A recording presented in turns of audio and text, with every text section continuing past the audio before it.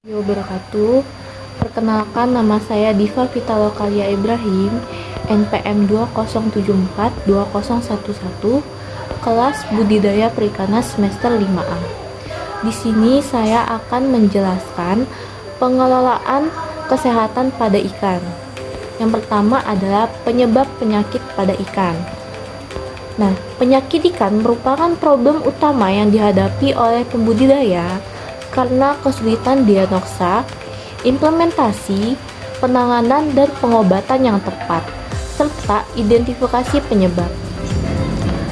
Kerugian ekonomis bagi para pembudidaya cukup terasa baik karena hilangnya produksi akibat kematian dan pertumbuhan ikan yang lambat atau biaya pengobatan yang tinggi.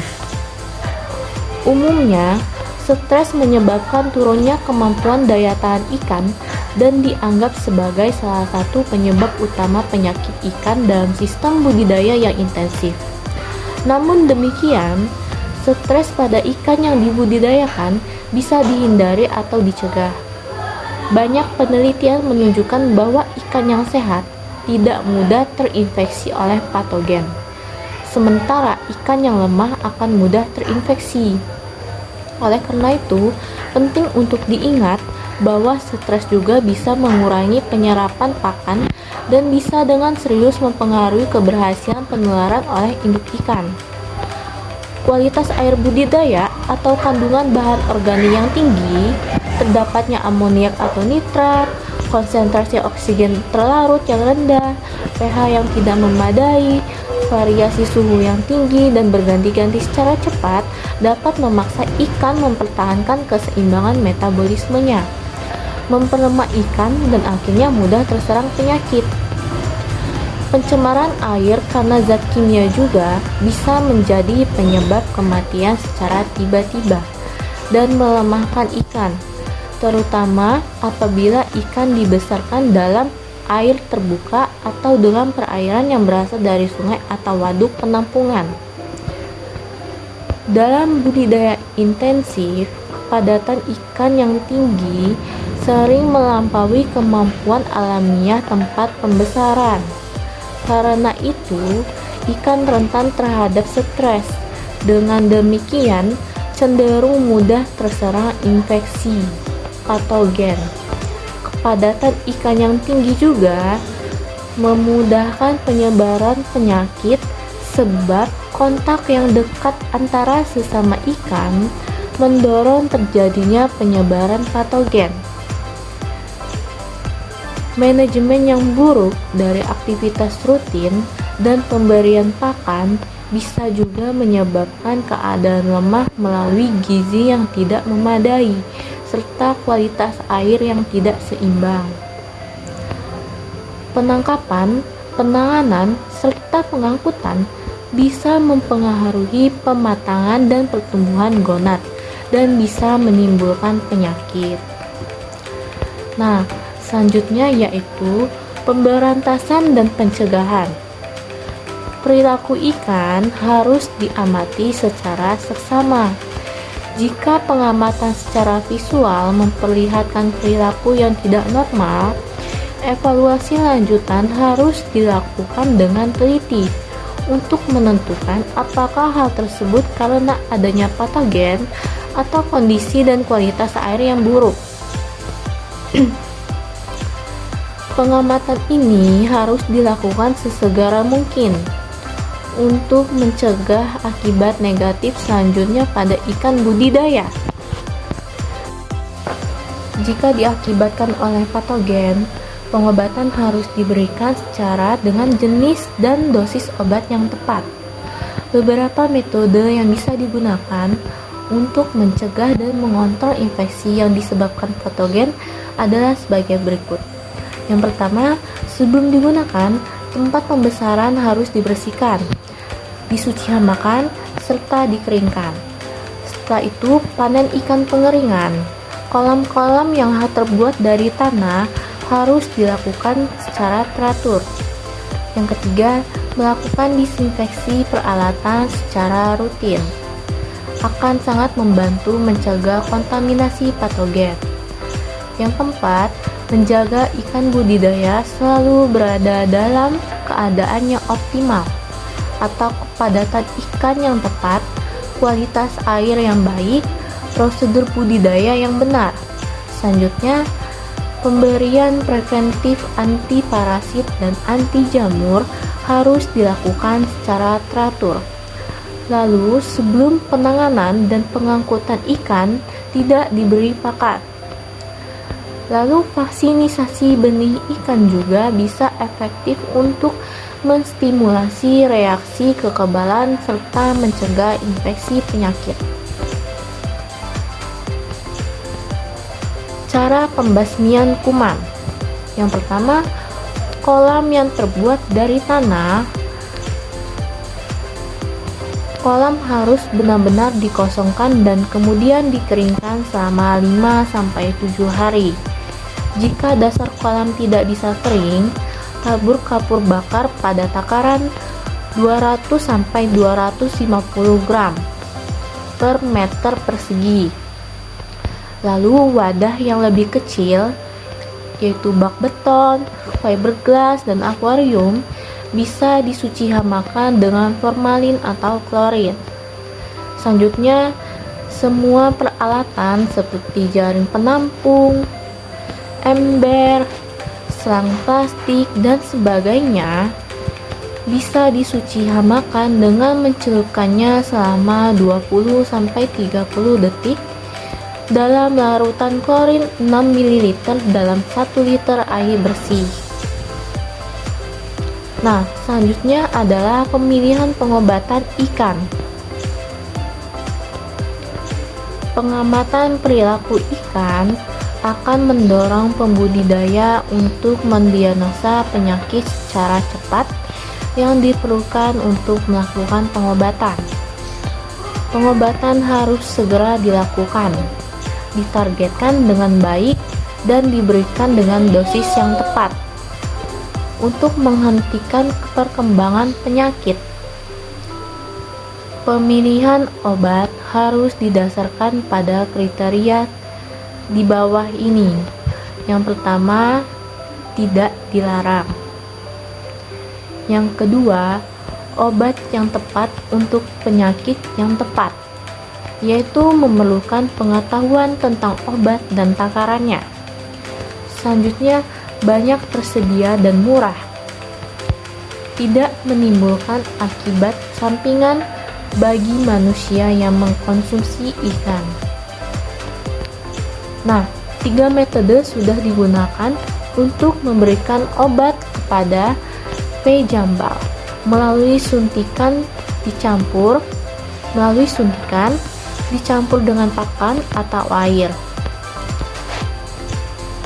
Metode ini digunakan untuk memberantas penyebaran patogen dan mengurangi intensitas infeksi. Akan tetapi, setiap obat memiliki rekomendasi penggunaan spesifik yang dibuat oleh produsernya. Suntikan. Umumnya, suntikan digunakan untuk induk ikan. Teknik ini diterapkan apabila tidak terdapat cara lain. Sebenarnya, menangani ikan melalui suntikan akan meningkatkan stres. Hal ini dilakukan apabila hanya itu satu-satunya cara untuk mengobati ikan yang dibudidayakan dalam keramba atau dalam kolam yang tidak mau makan. Injeksi obat memastikan bahwa obat yang masuk ke dalam tubuh ikan, obat yang digunakan untuk injeksi adalah antibiotik, vaksin, atau vitamin, dan disuntikan secara intramuskular atau intraperitoneal. Selanjutnya adalah dicampur dengan pakan. Metode ini tidak menimbulkan stres bagi ikan.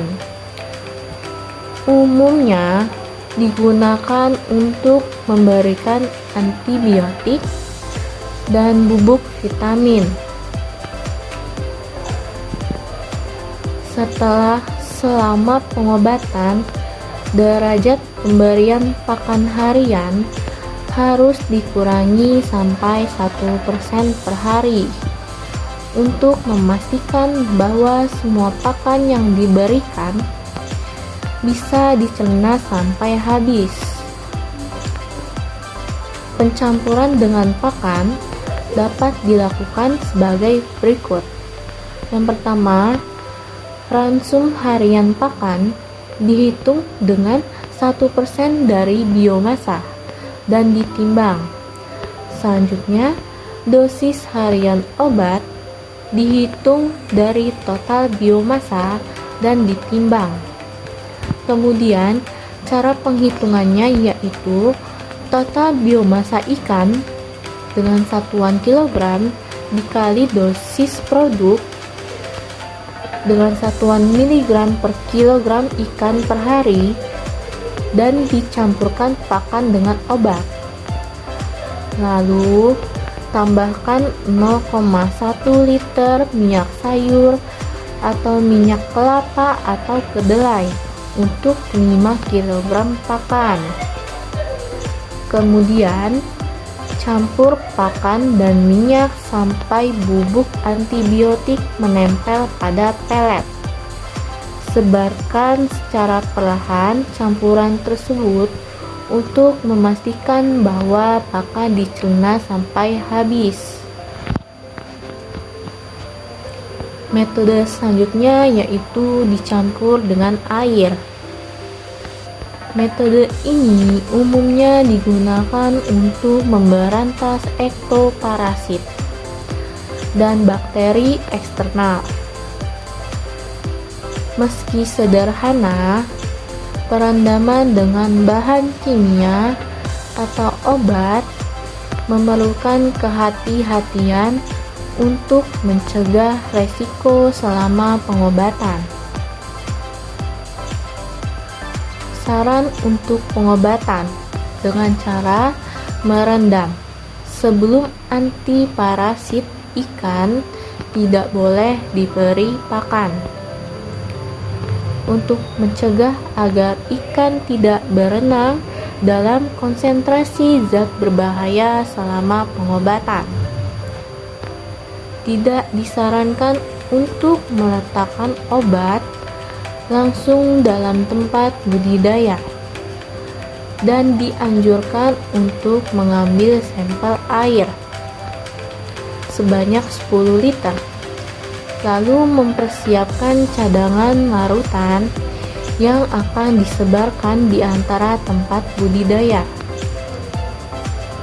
Tidak semua obat dalam daftar di bawah ini berbahaya untuk ikan dengan dosis yang disarankan.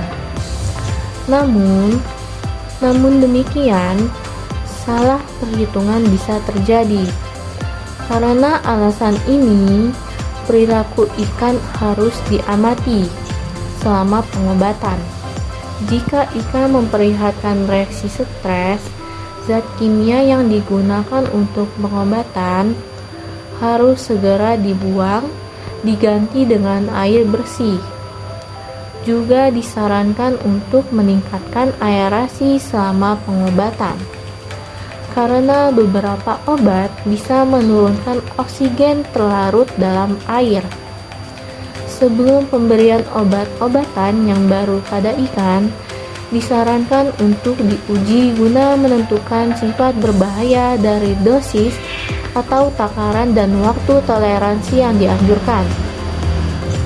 Untuk tujuan ini, beberapa ember diisi dengan 10 liter air bersih, kemudian obat ditambahkan ke dalam setiap ember dengan dosis yang direkomendasikan oleh produsen obat. Ke dalam setiap ember dimasukkan 10 ekor ikan. Selama periode pengujian, perilaku diamati untuk menentukan apakah ikan-ikan tersebut stres atau mati. Jika waktu yang disarankan untuk pengobatan tidak sesuai dengan kondisi hasil pengamatan, maka efektivitas obat terhadap patogen harus ditentukan. Sekian dari presentasi saya. Terima kasih. Wassalamualaikum warahmatullahi wabarakatuh.